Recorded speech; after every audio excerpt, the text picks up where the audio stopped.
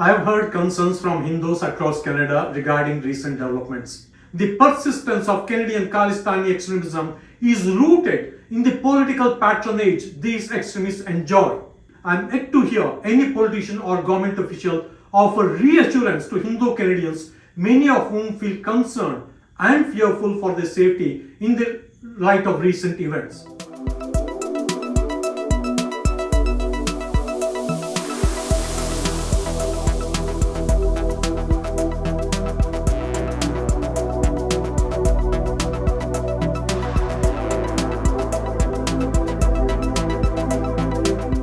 I've heard concerns from Hindus across Canada regarding recent developments.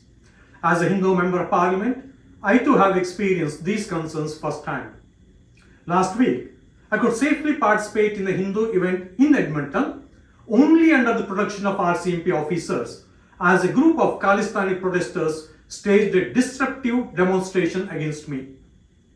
In Canada, we have long recognized the serious problems of Khalistani violent extremism. Let me be clear, any actions or involvement by foreign state actors within Canada in any form are unacceptable. As Canadians, we do not wish for Canada to interfere in the domestic affairs of other countries. Likewise, we do not want foreign governments interfering in Canada's domestic matters, including those involving Khalistani extremism. This is a Canadian problem, and it is a duty of all levels of our government and our law enforcement agencies to address it. At Monday's press conference, RCMP Assistant Commissioner Brigade Govin confirmed that the National Task Force is focused on investigating Khalistani violent extremism among other threats. We know that extremism and terrorism don't recognize and are not limited to national borders. On Canadian Khalistani violent extremism, as Canadians, we expect our federal government and its agencies to collaborate with other affected countries to protect our citizens.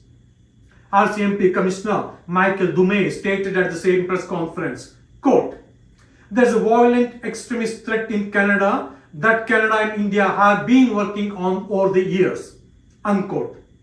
However, recent revelations and developments are impacting Canada and India's ability to collaborate on this issue.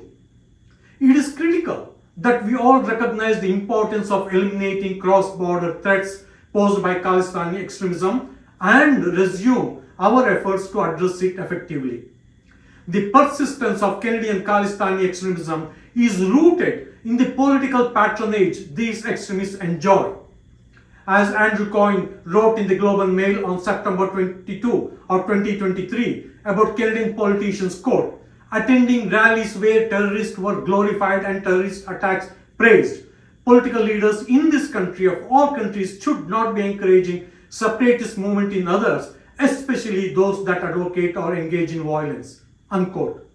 Unfortunately, I am yet to hear any politician or government official offer reassurance to Hindu Canadians, many of whom feel concerned and fearful for their safety in the light of recent events.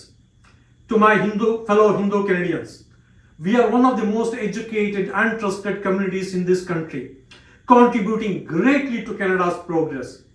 Yet, our low profile is often mistaken for weakness by politicians. I pledge to do my best to advocate on your behalf. However, my efforts alone are not enough. The only way to have our concerns addressed is for Hindu Canadians to raise their voices and hold all politicians accountable. Together, we must ensure that our safety and interests are protected.